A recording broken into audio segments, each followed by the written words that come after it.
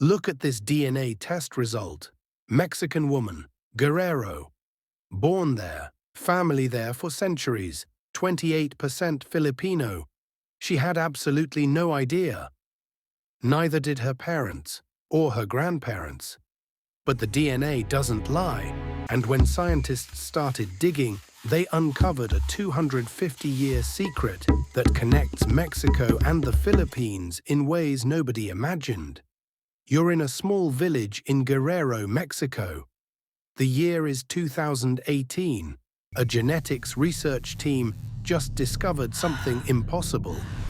25% of the population carries Filipino DNA.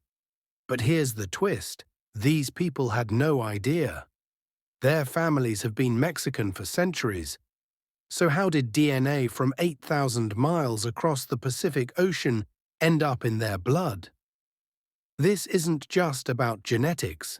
This is about a forgotten empire, slave ships that sailed for 250 years, and a trade route that changed the world.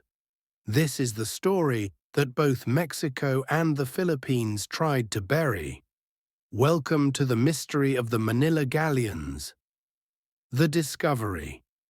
Let's start with what scientists found. In 2018, researchers from Stanford University were conducting genetic studies in coastal Mexican towns. They expected to find Spanish DNA, indigenous Mexican DNA, maybe some African, standard colonial mixture, right? But in Guerrero, Colima, and especially in a tiny town called Coyuca de Benitez, they found something nobody predicted. Southeast Asian genetic markers, not just traces. We're talking 20 to 25% of the population. At first, scientists thought it was a mistake. They ran the tests again. Same results. Then they checked historical records and discovered something even more shocking. This wasn't new. This DNA had been there for 400 years. But here's where it gets interesting. When researchers interviewed these Mexican families, most had no idea about their Asian ancestry. Some had family stories about Los Chinos, the Chinese, but not Filipinos. The truth had been completely erased from memory. Our goal on this video is to get 500 likes. Share your reaction in the comments and subscribe the channel, turn on bell notifications. The Manila Galleon trade. To understand this mystery, we need to go back to 1565. Spain had just conquered the Philippines and named it after King Philip II. But Spain had a problem. The Philippines was on the other side of the world from Spain. Sending ships around Africa took forever and was extremely dangerous. Then, a Spanish navigator named Andrés de Urdaneta discovered something revolutionary, a return route across the Pacific. Using specific wind currents, ships could sail from Manila to Acapulco, Mexico in just 3 to 4 months. This discovery created the Manila Galleon trade, and it would run continuously for 250 years, from 1565 to 1815. Think about that. 250 years. That's longer than the United States has existed. But here's what they don't teach you in history class. These weren't just cargo ships. Each galleon was massive. Some were over 2,000 tons, bigger than most warships of the era. They carried Chinese silk, porcelain, spices from the Moluccas, ivory, jade, precious gems. This was the iPhone trade route of its time. A single shipment could contain goods worth millions in today's money. Mexican silver flowed west to Asia. Asian luxury goods flowed east to Mexico and then to Spain. This was the first truly global trade network, and it made both Manila and Acapulco insanely wealthy. But every galleon needed a crew, and this is where our mystery really begins.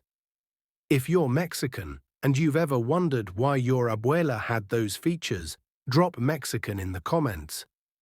If you're Filipino and you have family stories about ancestors going to Mexico, drop Filipino. Let's see how many of us are connected. The forgotten people. Here's what the Spanish didn't tell you. Each Manila Galleon carried between 200 to 400 people.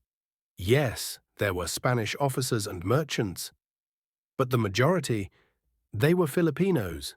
Filipinos worked as sailors, carpenters, cooks, navigators, and cabin boys.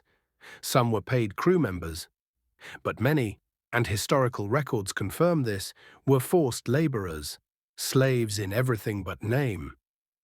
The voyage across the Pacific was brutal. It took 3 to 4 months if you were lucky, 6 to 9 months if you weren't. Ships ran out of food, scurvy killed dozens. Historical records describe crew members eating leather, rats, and even the ship's supplies of beeswax just to survive. Mortality rates were horrific. Some voyages lost 40 to 50% of their crew. When ships finally limped into Acapulco, survivors were often too sick or too poor to make the return journey. So they stayed. They settled in Acapulco, in Guerrero, in Colima. They married local indigenous women and Mexican mestizas. They had children. They built communities. And here's the fascinating part. They brought their culture with them.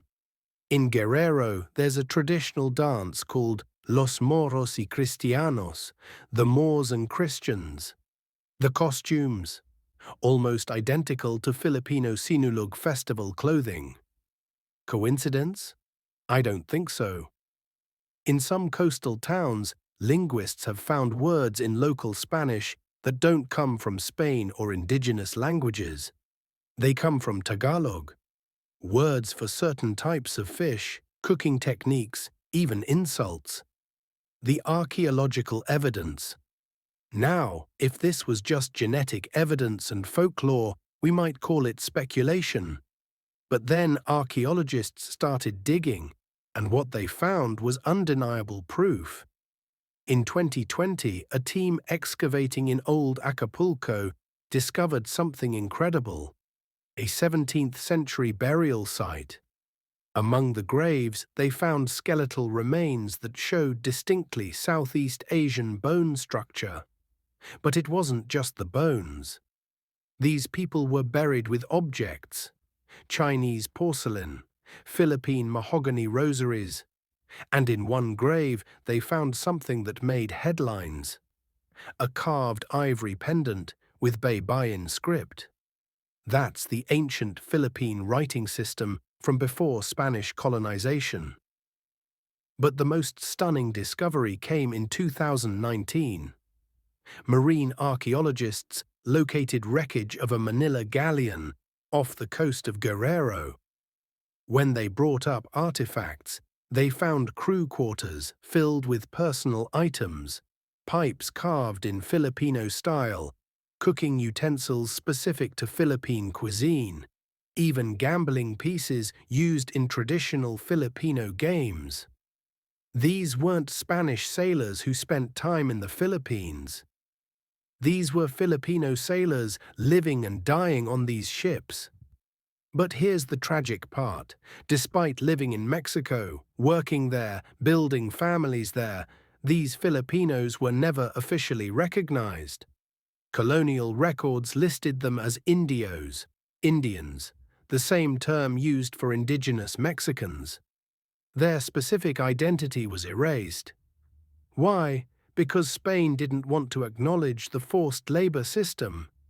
They didn't want records showing that the Manila Galleon trade depended on exploitation. So Filipino sailors became invisible in official history. The modern discovery.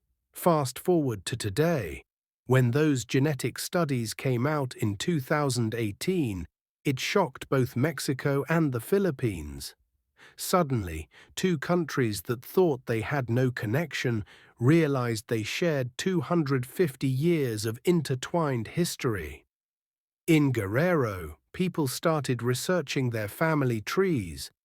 One woman discovered that her great-great-great-grandmother's name was recorded as Maria de Manila, Mary from Manila. Another family found documents showing their ancestor was listed as a Filipino barber who arrived in 1680.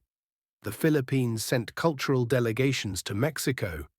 They found families with Spanish surnames that were specifically Filipino versions, not the Spanish versions. They found elderly Mexicans who remembered their grandparents cooking dishes that were almost identical to Filipino adobo or pancit. Today, there's a small but growing movement of Mexican Filipinos reclaiming this heritage. In 2019, the town of Guerrero officially recognized October 18th as Manila Galleon Heritage Day. Filipino and Mexican flags fly side by side.